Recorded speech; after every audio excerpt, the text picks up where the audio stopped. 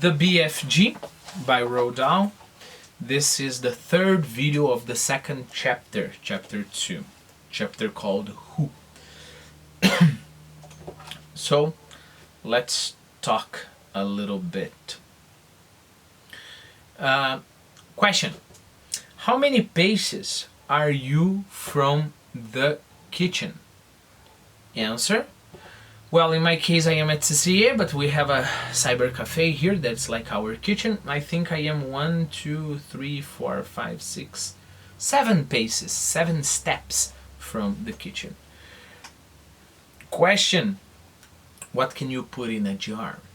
Answer: well, whatever you want, right? Coins, like a swear jar. You know, in the United States they have this thing called swear jar. Every time you say a bad word, you have to put a coin in the jar, right? But you can put pickles, you know, jam, and things like that. Question: what kind of top is this top? Answer: that's a screw top. All right. Question: let's imagine I have a glass of wine and here I have the bottle, and then what am I doing?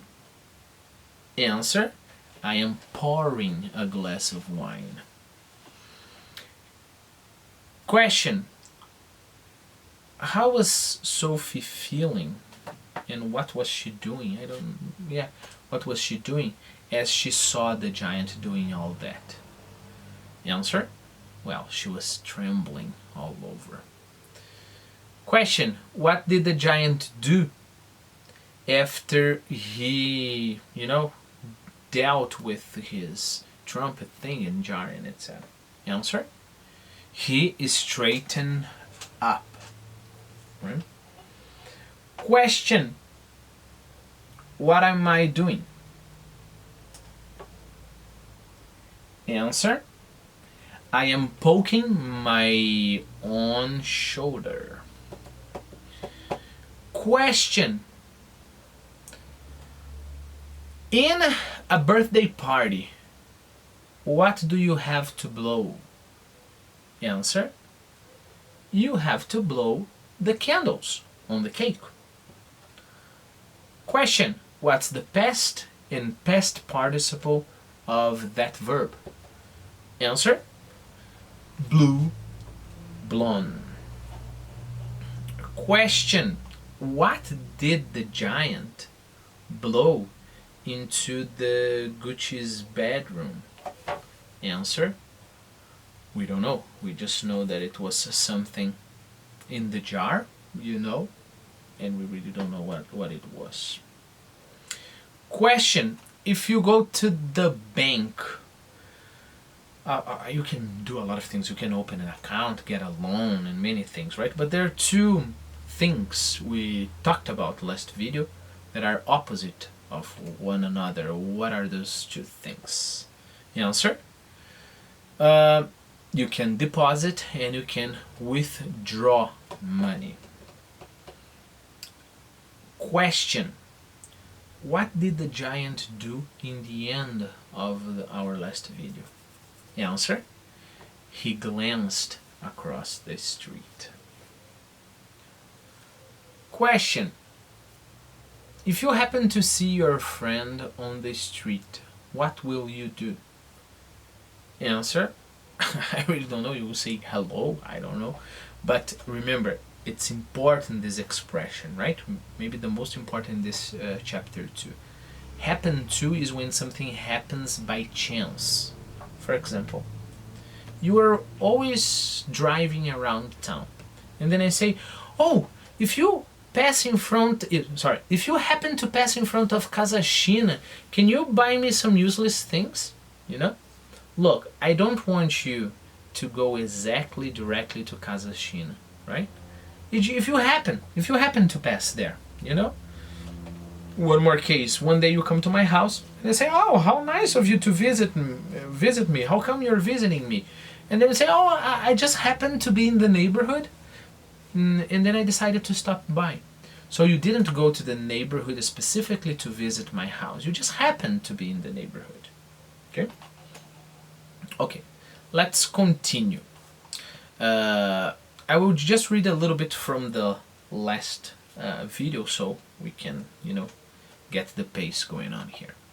No noise came out, but it was obvious to Sophie that whatever it had been in the jar had now been blown through the trumpet into the Gucci children's bedroom. What could it be?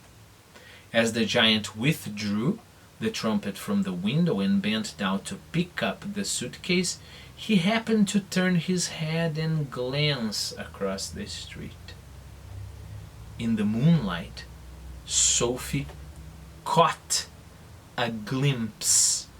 A glimpse is like a fast look. This would be a very nice opposite for stare. It's just a glimpse. It's just a very fast look. Sophie caught a glimpse of an enormous, long, pale, wrinkly face with the most enormous ears. Wrinkly face, look, unfortunately, it's very easy for me to show what a wrinkly face is. I just have to look at the camera, right? Because I have wrinkles here. I believe I already have wrinkles here, Jesus Christ. And I hope I don't have wrinkles anywhere else.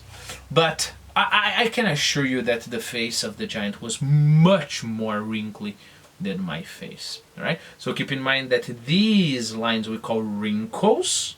You can have wrinkles on a piece of paper, right? On your clothes. And wrinkly is the adjective. Okay? So the giant suddenly looked at her, and then she caught a glimpse of an enormous, long, pale, wrinkly face with the most enormous ears. The nose was as sharp as a knife. Again, the comparison of equality. As tall as my brother, as sharp as a knife, right? It's very sharp. Remember, when the knife is sharp, the knife cuts very easily, right? And above the nose, there were two bright, flashing eyes. And the eyes were staring, looking in a fixed manner, straight, directly at Sophie.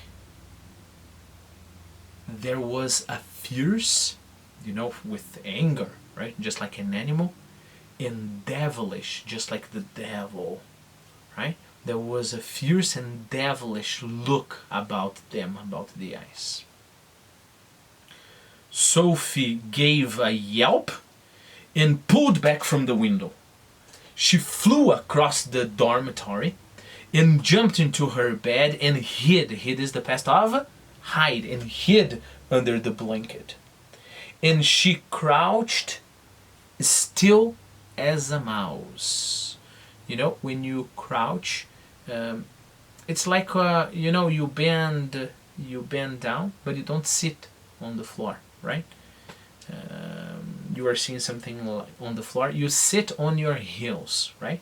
So this is crouch. If she was lying, so probably she crouched like in a fetal position, just like a fetus, like the baby before the baby is born. So she crouched and she was there still. Remember, we don't use stopped. She was there still as a mouse. And tingling, meaning in shaking all over. Okay. Let me read this part one more time for us to finish the chapter. In the moonlight, Sophie caught a glimpse of an enormous, long, pale, wrinkly face with the most enormous ears.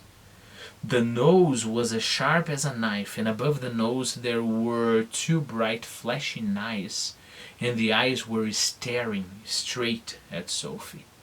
There was a fierce and devilish look about them.